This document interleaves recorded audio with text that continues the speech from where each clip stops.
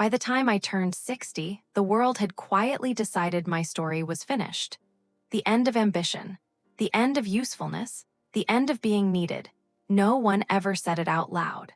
Instead, it lived in awkward silences, sympathetic nods, and advice that sounded gentle but felt like goodbye. I lived in Columbus, Ohio, in a simple two-bedroom home my husband and I had bought decades ago. It still carried his presence, his books, his chair by the window, and his absence in every room.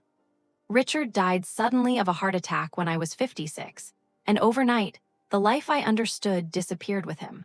For nearly 40 years, I had worked at the same logistics firm as an administrative coordinator. I wasn't a name people remembered, but I was the reason deadlines were met. I trained new hires who eventually climbed above me. I solved problems quietly, efficiently, invisibly. After Richard's death, that job became my anchor. It gave me purpose when grief tried to swallow my days. It reminded me I still had value, until the meeting that changed everything. On a gray Monday morning, my supervisor, someone I had trained years earlier, folded his hands and said carefully, "Eleanor, the company is moving in a new direction. We think this might be the right moment for you to consider stepping back." The words felt final. When I asked if I'd done something wrong, he shook his head. They wanted speed, flexibility, a more modern, younger approach. That evening, I told my children. They meant well, but their words hurt more than the job loss. "Slow down," they said. "Enjoy whatever comes next." The weeks that followed were painfully quiet. I had nowhere to be. Meals became snacks. Days blurred together. Calls went unanswered. One afternoon, while cleaning the garage, I found a dusty box marked personal. Inside were notebooks filled with ideas I'd written years ago, dreams I never believed I was allowed to chase.